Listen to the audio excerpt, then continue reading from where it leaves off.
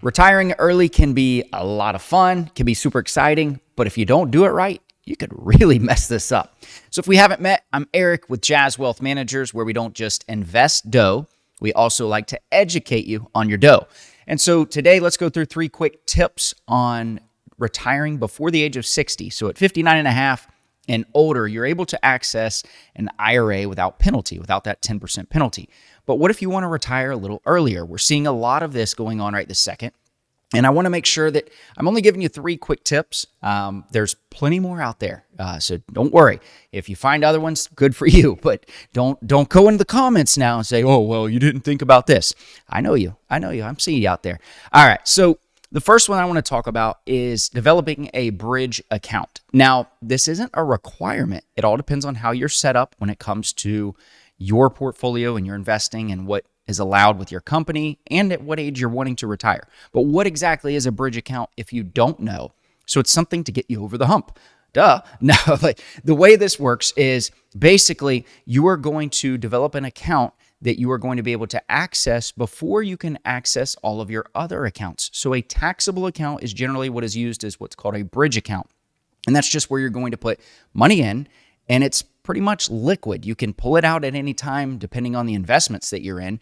But as long as you're investing in liquid assets, stocks, bonds that you can get out of really quickly, you can get this money. Generally, with us, it takes about 5 days before the time you sell to the time we transfer the money, it ends up in your bank account.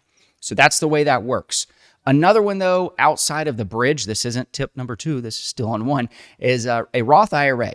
If you've had a Roth IRA and you've opened that up, even if you're under 59 and a half, you can at least access the money that you put in. So if you maxed it out for many years and you've put a lot of money in, you can access the principal because that's your money. It's not always the best advice, though, because oftentimes we like to see the Roth continue to grow until the end of the plan. That's the last money you want to touch because it grows tax-free. It's a huge benefit for you. So just think about that one. The second one that I want to talk through is rule of 55. As long as you're retiring at 55 or older, you want to check with your retirement plan, your 401k plan, 403b, any of those. Generally speaking, if you retire in the year you are turning 55, then you are able to access your 401k or your employer plan without penalty. Now, I say generally speaking because there are actually 401k plans. This isn't a requirement.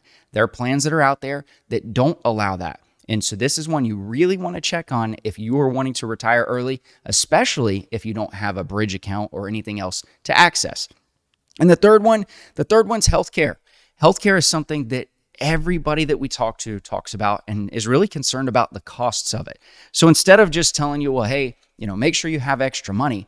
No, I want you to go and actually check this out and go to healthcare.gov. So at healthcare.gov, this is where you're actually able to look at the site and you're able to scroll through and look at the different prices of what healthcare is going to cost you. Now, the cool thing about this is not only are you going to be able to look, but if you do this properly, you're actually able to add in what your projected income is.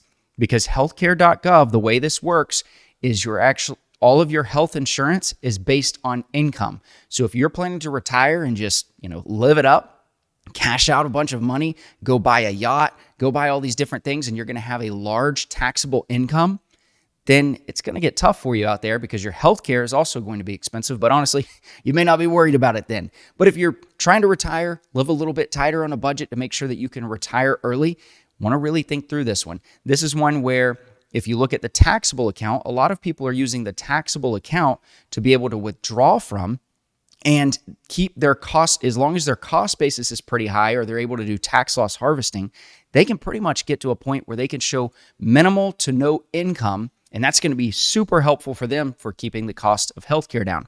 So it's 3 different tricks that I've got for you there, or tips, just to make sure you're doing the right things with your dough.